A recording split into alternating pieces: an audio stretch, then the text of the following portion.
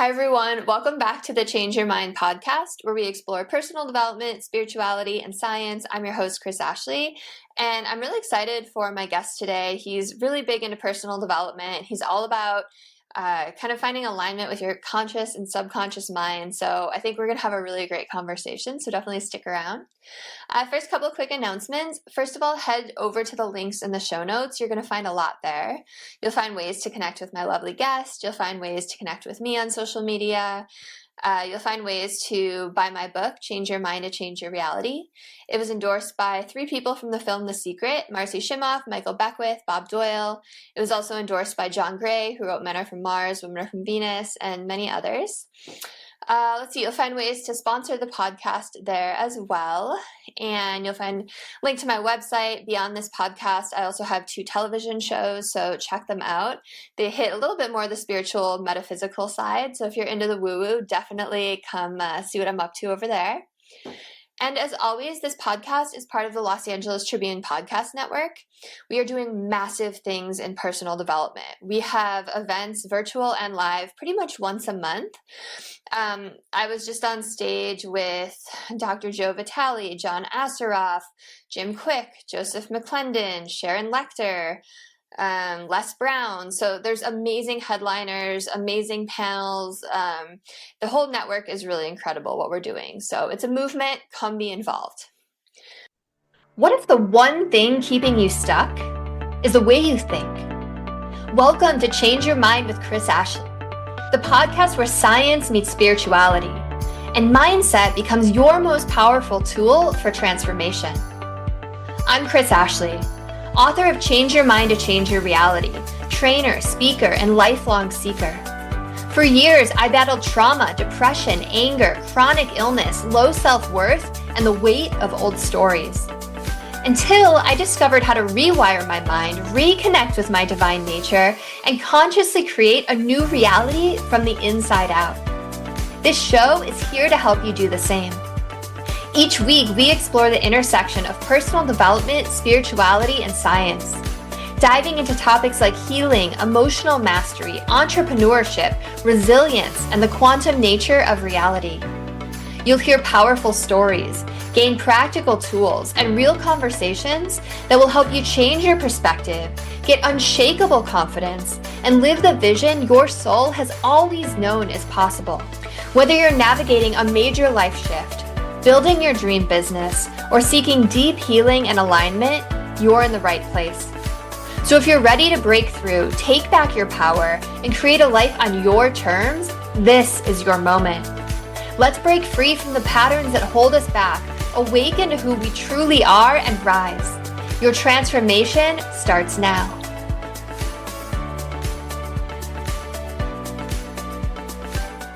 All right, so with me today, I have Manny Fiteni. I didn't even ask you how to pronounce your name. Did I do that right, Manny? Well, I say Fiteni, but it's okay. Right. Well, we're going to say it like you say it. So I have Manny Fiteni with me.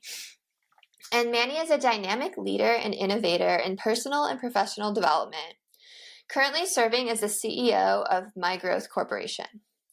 With over 3 decades of experience in the corporate world, Manny has transformed his extensive knowledge into actionable strategies that empower individuals and organizations alike. At the helm of My Growth Corporation, Manny has developed a unique ecosystem that includes Mind Growth 360, which is a vibrant social network dedicated to personal growth, and Creators Agency, a digital platform designed to elevate brands. His approach focuses on mind congruency, a principle he elaborates on in his book, and hopefully will on the podcast as well, which emphasizes aligning the conscious mind with the subconscious mind to bring about what is known as a focused mind. This alignment allows individuals to no longer be sabotaged by their own past programming. So welcome, Manny. I'm happy you're here. Thank you very much. So I always start my shows off the same way, and that's by asking my guests, what is your origin story? So what put you on this path to want to focus on personal development? I think there's several points in my life, and everybody has these points that kind of gets you started. In the book, I write about it in high school. I was ran about, I'm not sure what you call it in the States, but it's what we call year 11, the second last year of high school. And I went to a Catholic school and we had religion lessons, etc.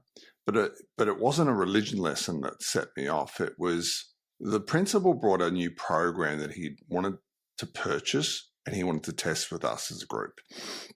And essentially the video series talked about why some people are successful and why others aren't. And I don't remember everything about it, but I remember it started me on a path of thinking of, so I could be more than what I am today. And it gave stories and anecdotes of how people were able to do certain things and how other people can't do it. And I think that's where the start was. When I left school, I eventually did a lot of reading. I mean, we're going back a little while, so there was VHSs and things like that. But effectively, I then went on a path of learning as much as I could, wondering why some people, and it wasn't necessarily academic ability, it was another thing that was happening to them that made them successful. It's really interesting that something in school sparked it. So what was that other thing that they had that made them successful? Well, it was this program the course itself. No. The last thing you said was some people have like a thing that makes them more successful. What makes it? Okay, sorry. Well, this is what I talk about mind congruency. So I believe that, if you truly want to create transformation in life, you need to understand that there's almost a battle that we have, and sometimes we think it's with the outer world, but it's really with the inner world. So most of science accepts that we have a conscious mind and we have a subconscious mind. And one of them comes before the other when we are born, and that's the subconscious. So everybody is born with a subconscious. It develops over time, but it isn't there. But the conscious mind isn't there at the start. Now, the conscious mind is the one that recognizes that we exist. It can see that we exist. It has a short-term memory. It's analytical, etc. The subconscious is almost like an operating system. And there's a little bit more to it. And I know you talk about spirituality as well. I also believe it's the connection to the soul consciousness. But to put that aside for a moment, the subconscious is also, as I said, the operating system. It determines how we operate. It determines, it has our long-term memory. So it's almost our storage bank and the operating system like a computer system. The problem we have as human beings is that the subconscious wasn't originally necessarily even programmed by ourselves. It was programmed by our influences. So you mentioned earlier that you have a toddler. Your toddler is going to be influenced by you, and you have a partner or a husband. It's going to be influenced by them. It's usually the main carers are the ones that are the influences. So as an adult, and I've had this conversation with lots of people, as we get older, or when we were younger, we usually say, I'm never going to be like my mother when she does that, or I'm never going to do what my father does who does that. And then as they get older, we tend to copy them. But they're the things that we hate in another human being or that person, but we do it because that's part of our conditioning. And the example I give, and I've given many times before, is New Year's resolutions. When we say, I'm going to become fitter or I'm going to do something different, and we set off on our path and we go take a gym membership or whatever we end up doing, and then 6 weeks later, we're just back to our normal habits. And the reason being is because we have this conditioning in the subconscious that is fighting the goal that we're trying to achieve, the transformation that we're trying to achieve. And until we firstly understand that we need to align the two, then we are going to sabotage ourselves through most of our lives. Yeah, totally. I used to own a yoga studio, and every January it would be packed, and then by March it would be back to the regulars, like every single time. So exactly the same story. So how do we go about aligning our subconscious and conscious mind? A lot of it has to do with awareness. So has to do with what? To do with awareness. It's being aware. We don't even realize how we operate. we're not, because it's in the back. So we do things, we say things, we react to things. So, for some years, we talk about emotional intelligence and how people react to things. Well, this sits in the subconscious. This is past conditioning. So, when someone's having a tantrum and they're 50 years old, sometimes there's a good reason for it, but sometimes it's, if it's a regular thing, it's because it's a trained thing. It's something that's been conditioned in them. And so they continue to do it. So how do we change it? Well, awareness, as I said, is the first thing, is understanding that we are operating in a certain way. And when you start to operate it and bring it to the surface, then you start to catch it. So I call this a catch and replace. If you go to do something and let's say it's not the way you want to say it or the way you want to operate as a person, then you need to be aware of it, catch it, replace it with another habit. Repetition is one of the ways that we change our minds. If you're wanting to change other people in a positive way, it's done through metaphors, anecdotes, etc. So you talked about with your book the people who endorse you from The Secret. The Secret was an anecdote or a metaphor. I'm not saying there's no truth to it. What I'm saying is Rhonda Byrne used great storylines to engage our subconscious, because the subconscious operates in symbols. It's symbolic. So metaphors, etc., work really well. And the reason they work so well with the subconscious, besides the fact that it is symbolic, is that the conscious mind is like a gatekeeper. If I said to you, Kris, I want you to do this, and you really were fighting it, then your conscious mind is basically saying, no, I'm going to stop you. I'm not listening. I'm not going to go any further. If I want to bypass it, then I'll tell you a story, something that you might relate to, and something that, and what happens when you tell a good story, and what I mean by a good story is one that engages the conscious mind, but behind the story is the symbolism that you want the subconscious to pick up on. And that's why great salesmen are really good. That's why great speakers on stage who tell stories are really good, because once you start listening to them, your conscious mind is engaged. It is no longer blocking the subconscious, and the subconscious picks up what it needs to pick up. It's like Tony Robbins and Mary Morrissey and like all the greats like that. They tell stories more than they do anything. Correct. Yeah. Exactly. And there's a reason for that. And somebody like a Tony Robbins knows all this anyhow. He's trained in all this. So he knows all this, that telling a great story will create change in another person. So it's a matter of changing a state to get to where the operating system actually operates. So what about like repressed emotions? How does that feed in? Because I know a lot of the stuff that we just kind of like push down can create blocks without even knowing Absolutely. it. Like I think a lot of the work has to be to kind of like excavate all that stuff that's blocking you, but I'd love to hear your thoughts on that. I agree totally. So I won't get the word right, and I won't try it because it's a Hawaiian word. But effectively, my understanding, and I think I talk about it in my book, is that they refer to us. It's like being like a little black bag. So when you have a negative, like a trauma in your life or something extremely negative, rather than finding a way to release it from your subconscious, which affects your overall body, you push it down. And then something else comes maybe 10 years later and you push it down. But sooner or later, the mind has to release it. So it's important that you learn how to release it, or find someone to help you to release it.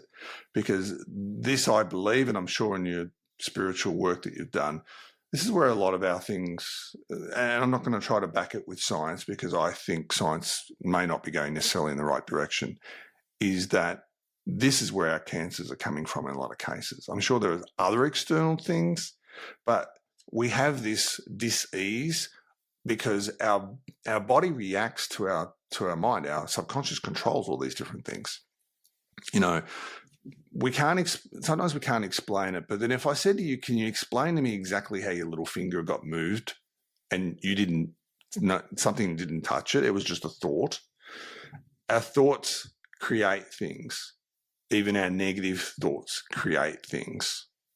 So to answer your question, or hopefully I have answered your question, is that all this pushing down of the negative part into the subconscious becomes part of the operating system.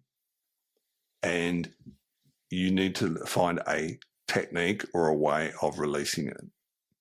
Yeah, I couldn't agree more, especially about disease in the body. I mean, there's so many great books about it, like The Body Keeps the Score and, so many others. Yeah. And it could be quite literal, right? Like sometimes if someone has like stomach issues, it might just be that like there's something in your life you're having trouble stomaching, right? Like just like paying attention to these signs from your body, because I think that it is messages from your body telling you something's out of alignment, or you're not on the path you're meant to go on, or you're not paying attention to something you should be. Well, I think we try to overthink it when really it is something that has been, even ancient civilizations have probably known the answers to it, but we've tried to turn it into some big science or something else, or a new business. You mean with like Western medicine? Yes. I think we've turned it into such a business that we've moved away from the health component of it. Yeah. Otherwise there's no money to be made, so. Right. Like the buzzword going around the States right now anyway is that it's the sick care system, not the healthcare system, because it keeps you sick. I haven't heard that one. Yeah, it's all over the place. Very cool. So beyond awareness, is there anything else that will really help people kind of, undo this programming that maybe isn't serving them? One technique is actually doing this at nighttime. So just before you fall into deep sleep, into deep REM sleep, you are entering into that world of your subconscious. And so I use this technique, or ask people to use this technique, is when they go into bed to start thinking about what they want to achieve, where they want to direct their mind, and then allow it to happen while they're sleeping. So it's the subconscious we're trying to talk to. And it's interesting because we think we're in charge half the time. And a lot of the times we're not exactly in charge. We're programmed to do something else. And that sounds kind of robotic, but that's not the intent. Once we learn how to talk to it, we can then change it in a positive light. Yeah, no, totally. You're speaking my language. I have clients journal and meditate on, their dream life right before going to bed, because you're spending 8 hours literally in your subconscious, and it'll change your life if you do that. Yeah. Like really, really does change your life. So tell me a little bit more about the My Growth Corporation. Like, what are you doing in that to help people? So I spent the last few years building out a new ecosystem, or I call it an ecosystem. We have quite a few components to it. We're building the last component, and then it all falls into place. So you mentioned Mind Growth 360. It's a social network. It's still fairly new, but it's been around for a while, but it's not something that's been pushed yet because we're building the last component of everything. We have a lot of social media nowadays. It's sometimes more noise than anything else, and it isn't focused on our area of developing ourselves. So Mind Growth 360 is just for personal development. It allows people to put podcasts on there, their courses on there, but also like a Facebook, you can just talk to people. It's free to join.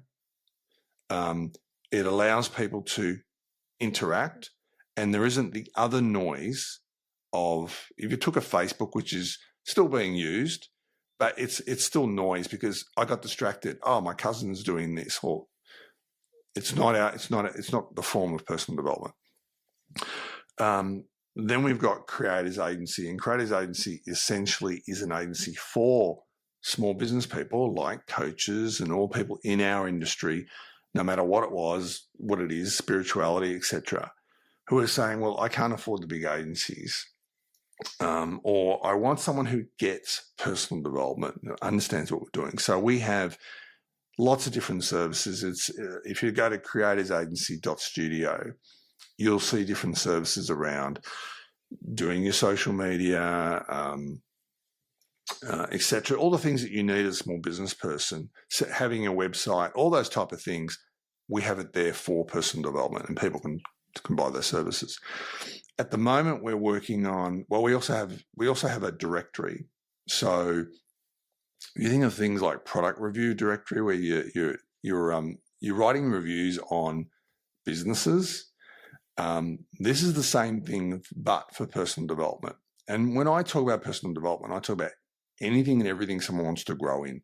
So it could be even in the beauty industry, whereby you're saying, well, I want to learn how to do this. This allows companies to list themselves. They pay for that, but people using it don't pay for it. And then they can say, well, I'm trying to find an area in LA that does this, does coaching in this area. They can find these businesses and we can match them. And then they can write about the experience if they want. So that's personaldevelopmenthouse.com. And the final one we're working on is a new app. And the app is around speeding up the learning of individuals. So we've designed this for individuals, for businesses of all sizes, and schools and universities. And this is not necessarily a new concept. Maybe our design is. I don't know if you're familiar with flashcards. Essentially, yeah, most people are. Essentially, there's two components to it. The first component is I've got to learn something reasonably quickly, but maybe I find learning boring. So the flashcard essentially it's AI driven.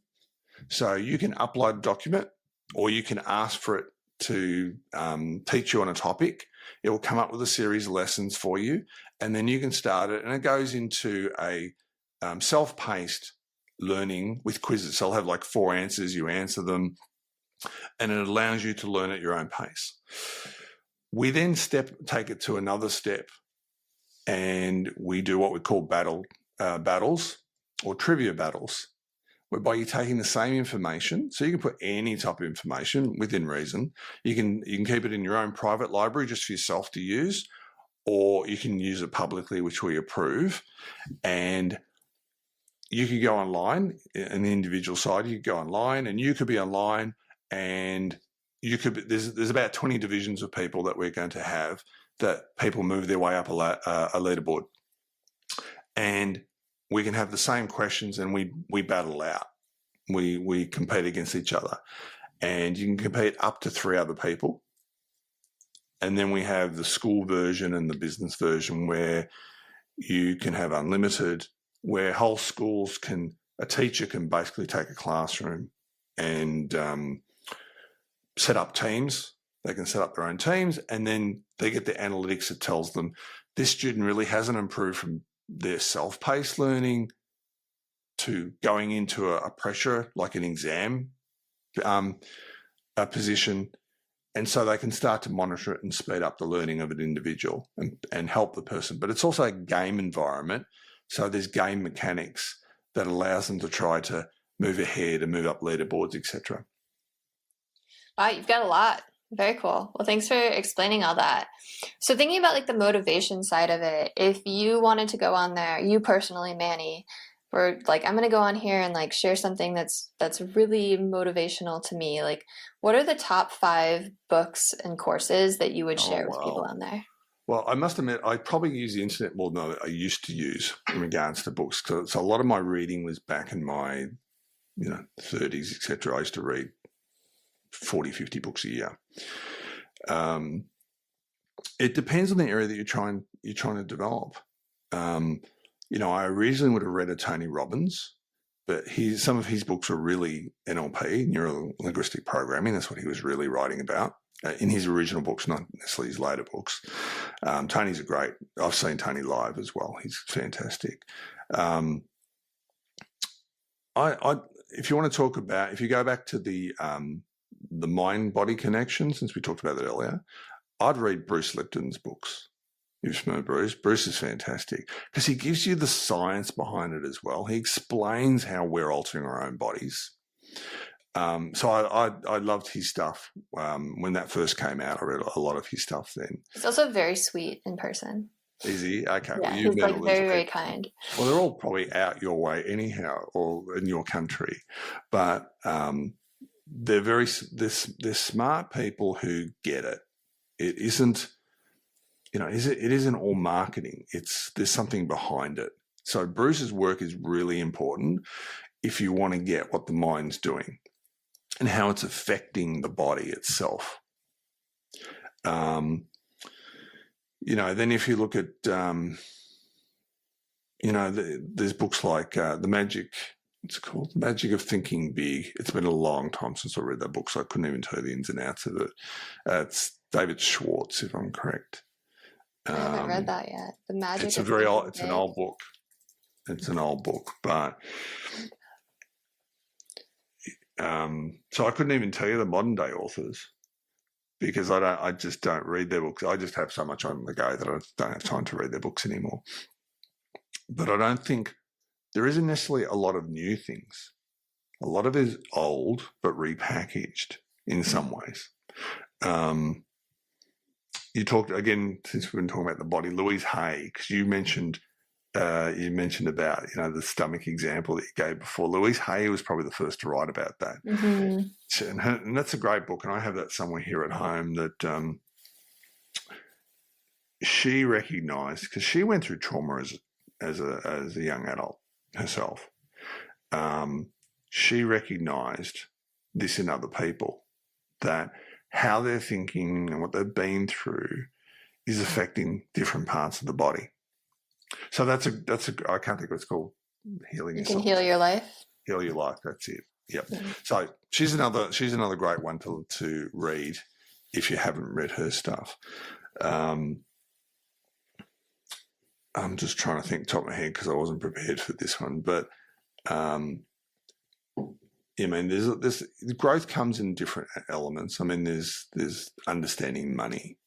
I like Robert Kiyosaki. In my much younger years, and I had a very big corporate background, I was a financial planner for a few years, and I used to talk to Robert Kiyosaki's work. So Rich Dad, Poor Dad. And he still has a podcast. Great book. Yeah, he gets it. There's a lot of people that, as I said, in that field who are great at marketing, and we think we should follow them in our thousands, but they're really just fast talkers. There's not a lot of substance behind it. I think Robert Kiyosaki actually gets it from a financial perspective.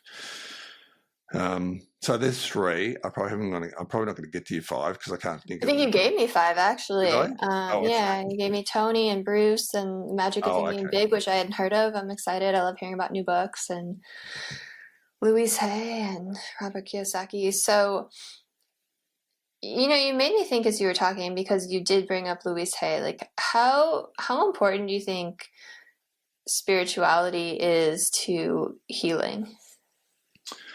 I don't know where I read it, but I read it a long time ago, and they said a lot of the top CEOs, now maybe this has changed, were actually, now there's a definition between spirituality and being religious, I think, because one is more dogmatic than the other. But all of them had a faith, because I think when you believe in something, it changes things. So I can talk about this with entrepreneurs, for example. A lot of entrepreneurs are really smart people, but there's also some that are not so smart but still become very, very wealthy. So it's not their intelligence necessarily. It's more their street smarts, I suppose. But it's also their belief in themselves. It's what you don't know that you don't realise something. Like if you don't know you're not that intelligent and you think you're super intelligent, we look at those people and go, oh my God, I got to listen to this person talk. Having said that, they're really successful. It's because they believe, and belief is really important in regards to being successful in life. Now, sorry, I don't know if I've answered your question, or you may want to repeat it if I haven't. No, I think you did. Sorry, you said something that I wanted to ask a follow-up, and it just totally went out of my head. I remember.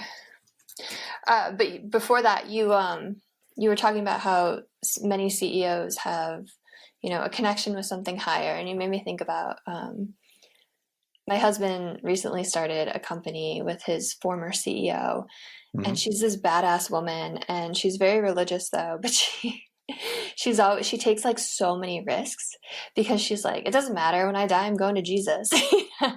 So but I think that's really important in an entrepreneur, to be able to take risks. Well, yes, entrepreneurs need to take risks. They take calculated risks. Right.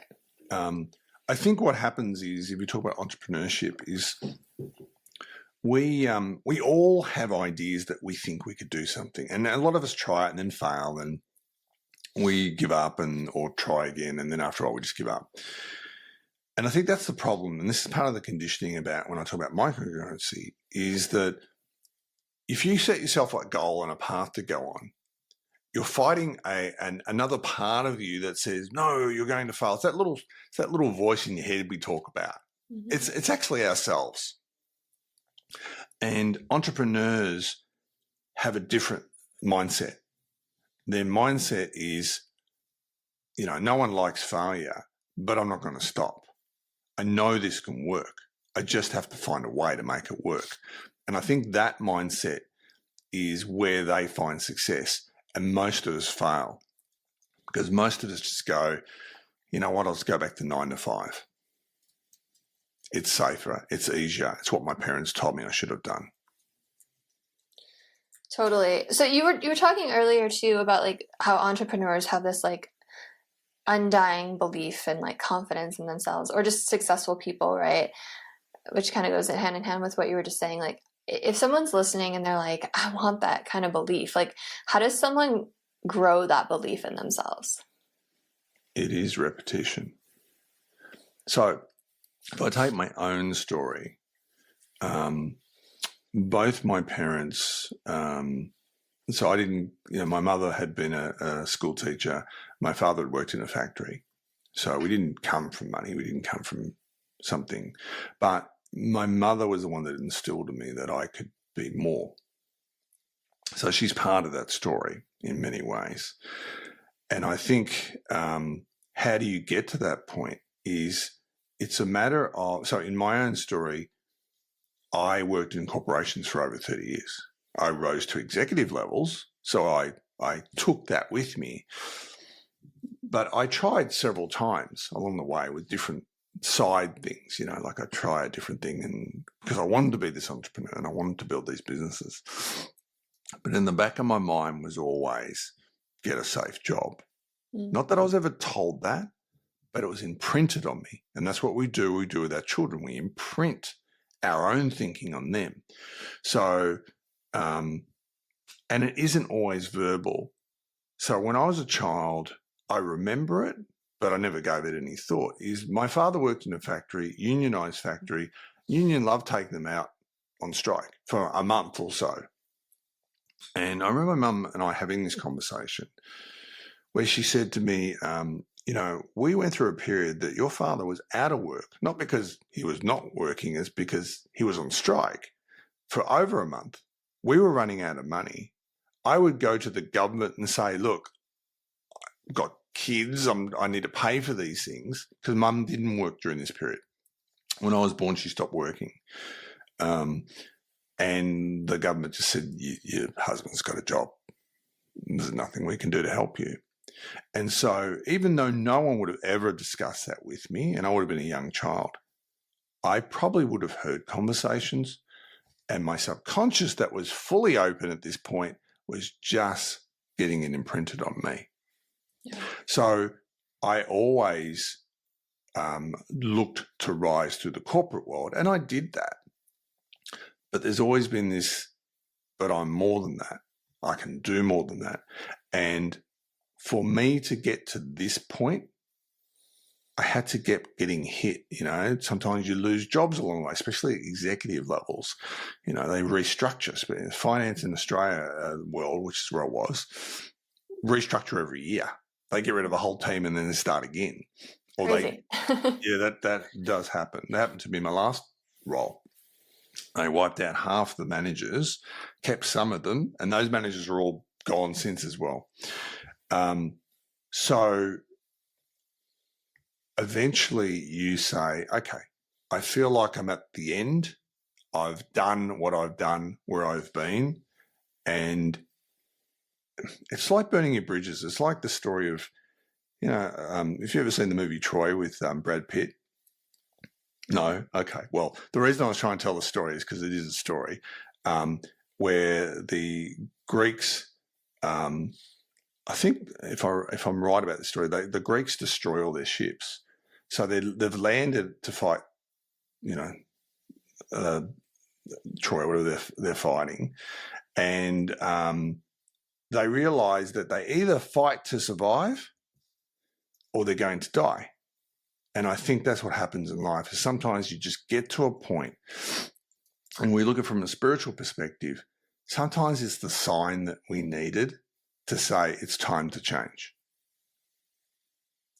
Tony Robbins tells that story, but I thought it was the French. I didn't realize it was the Greeks. That could be a different story. Where it's like they burn their ships. Well, that could be a completely different story. I'm not familiar with the French doing that, but it could be true. Yeah, maybe I have it wrong. But it's like they're in some battle and they're totally outnumbered and the commander burned all their ships, so they had no choice but to fight, and they ended up winning. That's probably, I haven't heard about that one in the French, but that's quite possible. But it's the same mentality. I thought it was the French, but I might be wrong. If you're listening, you can Google it. Oh, it could be the French. I'm not going to pretend that I know that story. But it really is about saying, you know what, the past is my past. I need to move forward, and I'm going to hit brick walls. But guess what? If you've ever read, and I've read a lot of stories in my time of those that, a lot of them Americans are billionaires. We don't necessarily always like them and their personalities, but that's not the story. And the story is they came up against walls. And most of us try to hit it and they go, oh, it's not working. All right, I'll go back and do something else, or I'll try something else. If your energy is intent and is focused towards something, it changes, because we are all vibrational beings. We're all energy. So if you want to leave your energy as it is, then you get the same result. The moment you learn to change that energy and that vibrational energy, changes life. Now, you've talked about The Secret. I also have written spiritual books, so I get this stuff as well. And this is why I think this is what may be missing in the movie The Secret, is the alignment. Because until you have aligned your minds, it then doesn't change the vibrational energy, because you're fighting yourself and you're not moving to the next level. Totally. I think The Secret also misses that, like, you have to take some sort of action.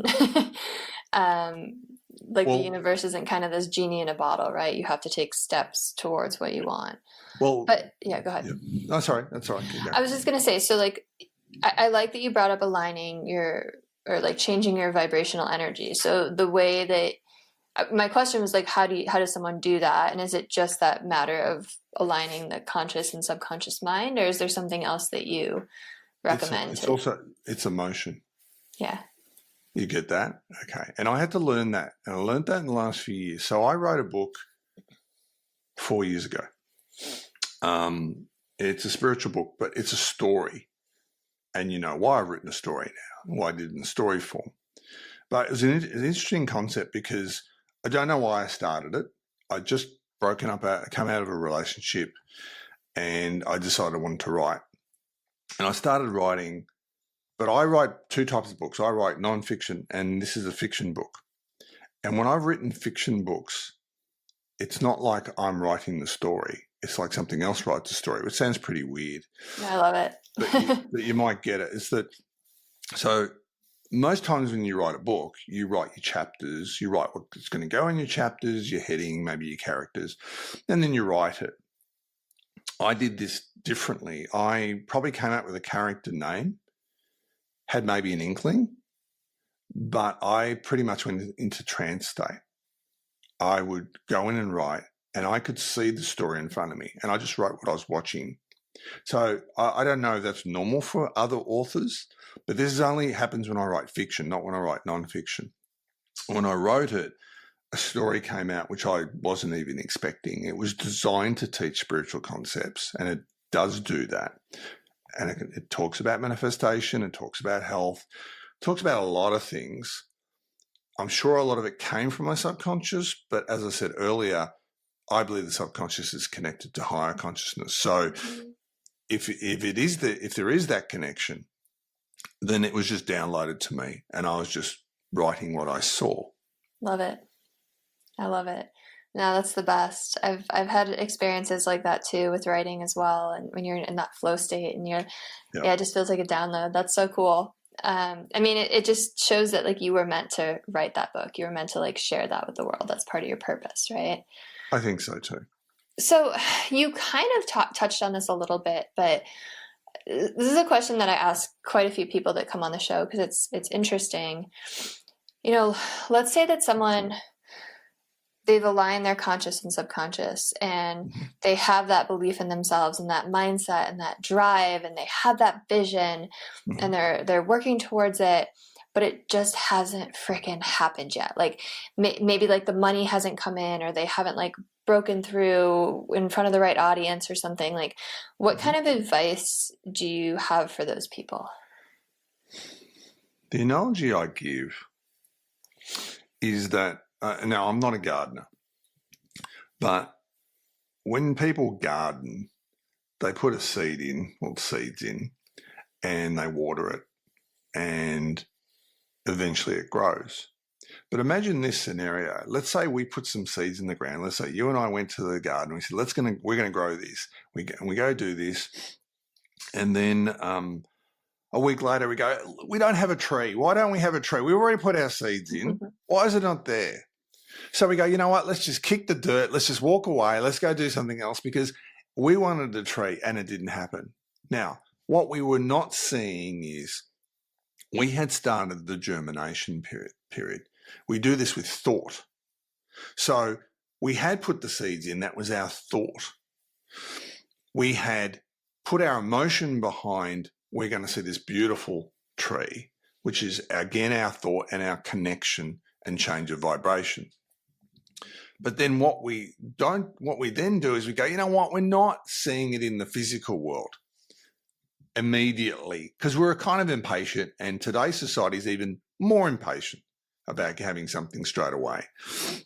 So we go to something, we change our thinking, we go, let's do something else. And that's not uncommon because take anyone who's been successful in this world, go read their story, their backstory, not the story of success. Because we look at everybody and say, look how successful they are. Look at all the money they've got. Look at all the things that they've done. I met a multimillionaire here in quite a few years ago. He was in marketing or media. And I met him for something else. It was had to do with money, but I was talking to him. And I said, you know, you've had a fascinating career. He was, I don't know how old he was at the time. Maybe he was in his 70s. And he said, Manny, it was a 40-year exercise. He goes, I didn't get instant success. We do see some people with instant success, but he said, I spent 40 years building something from nothing. So eventually a much larger company came along and said, I want to buy that from you. And that's why he was so wealthy. And that's a little bit like manifesting things in life. We all want it instantly. Me too, by the way. There's times you sort of think, why is it not happening? I have to understand that I have germinated the idea and the thought. And I have to remember that it is growing its roots. But if I kill it off too early, then I'm the reason that there's no success, not everybody else around me. I love that answer. So to kind of bring that metaphor into real life, like if you've planted that seed, the idea of like to continue to water it, like just keep feeding it your energy, keep working on it? Is that kind of what you mean? I do, but I also think it's about changing your thinking. So think about yourself. You mentioned at the very start of this program, all these people that you now know, because somewhere along the way, you were open enough and made a decision to maybe even step outside your own comfort zone and work with these other people. It may not have happened straight away. Maybe you did volunteering, which is how you met these people, but you decide to make this opening, which a lot of us might go, oh yeah, but that won't work. And we do that with a lot of things in our lives. Oh, that won't work. Because because our conditioning, our operating system is, for some of us, has been designed that way or has been programmed that way. And I talk about this in the book about a friend that I used to have for many, many years from school. He's a great guy, but he was a person that would find something new he really, really wanted to do. And he would go and research it and research it.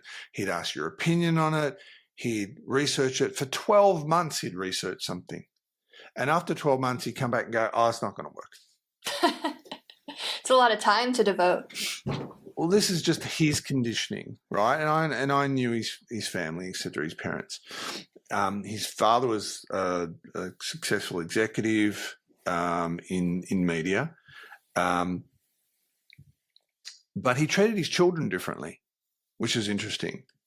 And he treated my friend in a certain way, and he treated the youngest one differently and put him on the pedestal.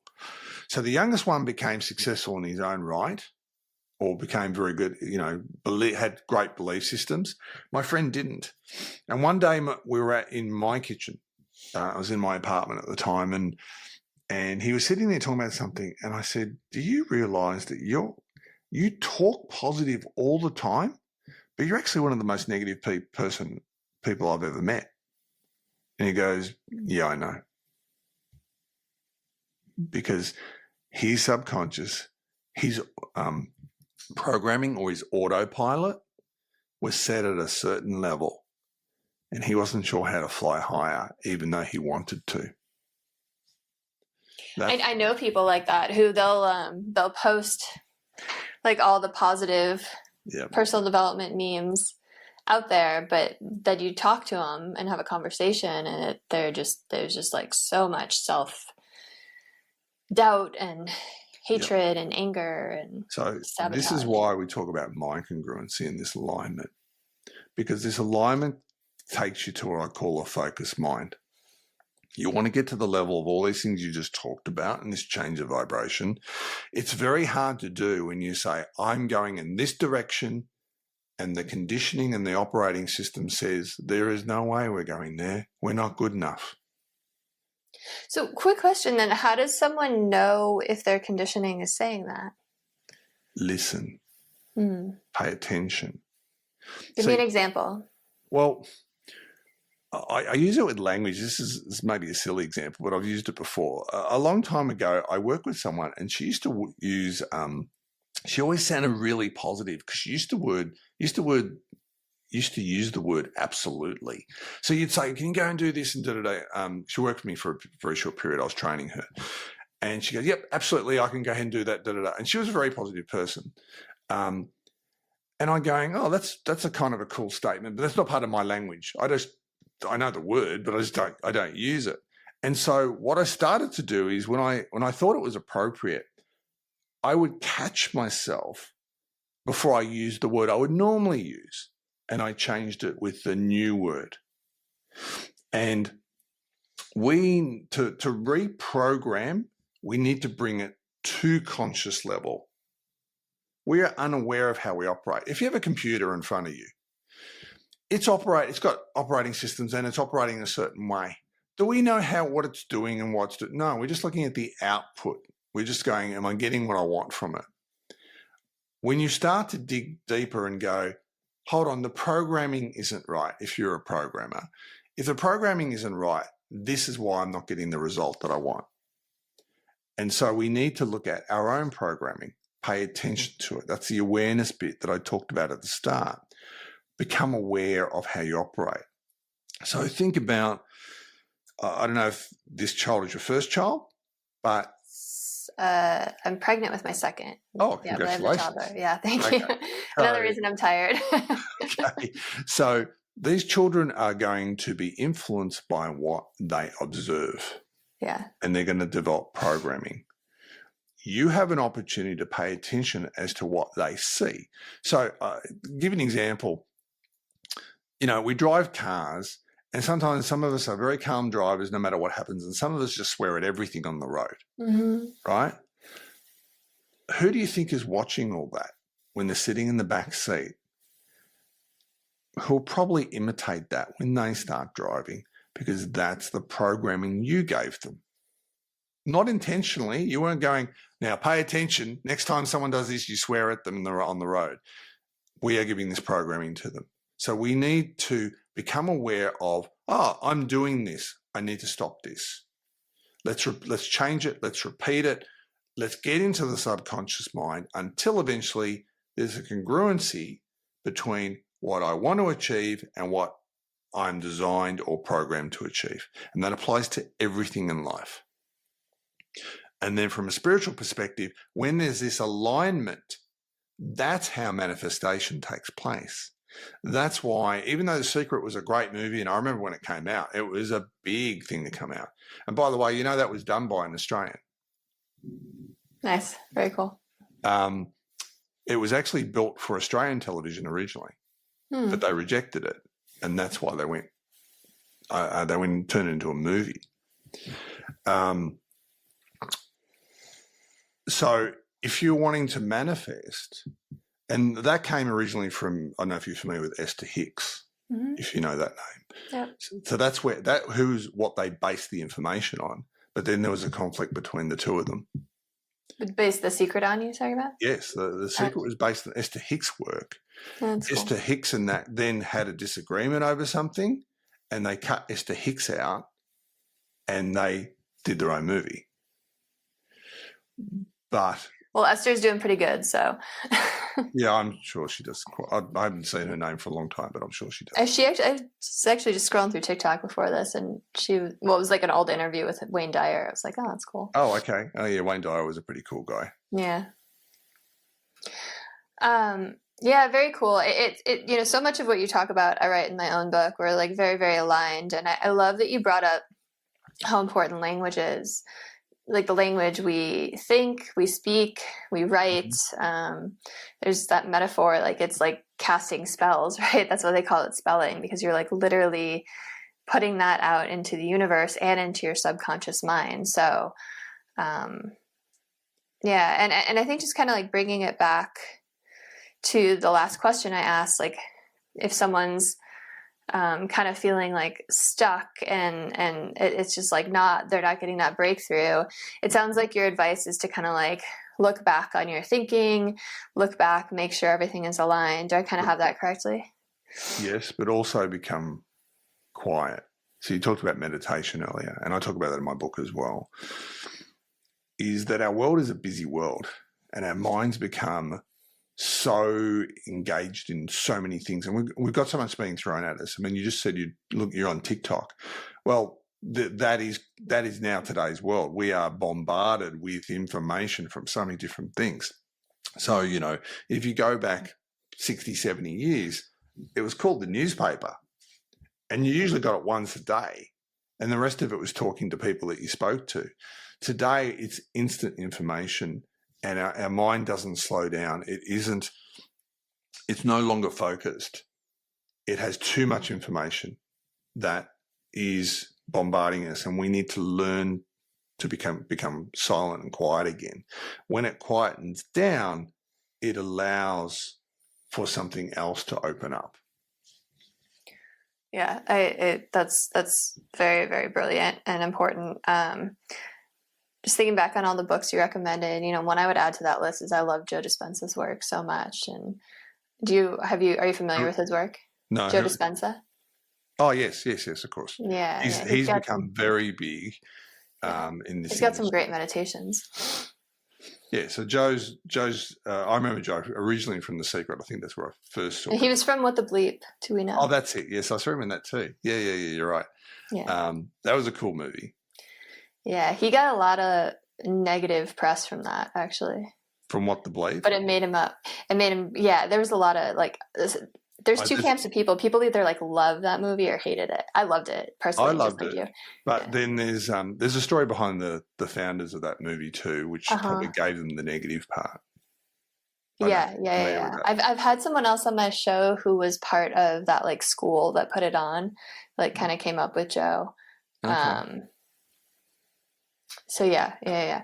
I think, I mean, the cool thing about The Secret and What the Bleep is it brought the law of attraction and manifestation and spirituality and quantum physics, like, into the conversation, right? Into the mainstream conversation, which is just... Well, we weren't talking about those things until those two movies came up, The Secret and What the Bleep. I think what the disservice The Secret gave is everyone thought it was instantaneous. Yeah. If I just think and put it out there, I'm going to get my, the image was almost, I'm going to get my car within a week. I go, no, it doesn't kind of work that way because thought is germination, energy is emotion. And when you learn to combine it, then it can't, you've got to remember you're aligning different things in this world.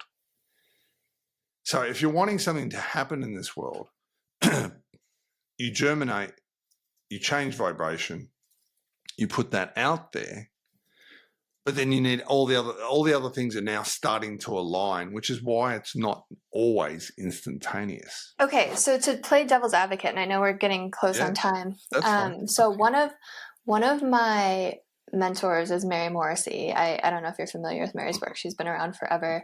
So she was one. Actually, I think I know who you're talking about. Yep. She's been around a long time. She's in her 70s now. She was one of 3 people mentored directly by Bob Proctor, and when he passed away, she officiated his funeral. Like, they're very, very close. Oh, right. Okay. Yep. So if you ever go watch it on YouTube, it's beautiful. She's the officiant, but she, she's big, like Tony Robbins. She has courses, she has events, like she speaks on stages, about, like, the law of attraction, but without calling it that. Right. And she tells this story where, like, Bob was definitely her mentor, and he was like, so what's next for you? And she was like, oh, I want to build this, like, amazing, kind of like a church, and it's going to be this big community. And, like, she had this whole vision, and she was like, that's my, like, 10-year vision or something. And Bob was like, why 10 years? Well, if you make it a 10-year vision, you're going to finish it in 10 years. Great. Like, what makes you think that you need 10 years? And she's like, oh, I need, like, the funding and, like, the plans, and I got to find the property and all this stuff. And he was basically, like, kind of, like, talked her out of it. And she ended up completing the entire project in 8 months.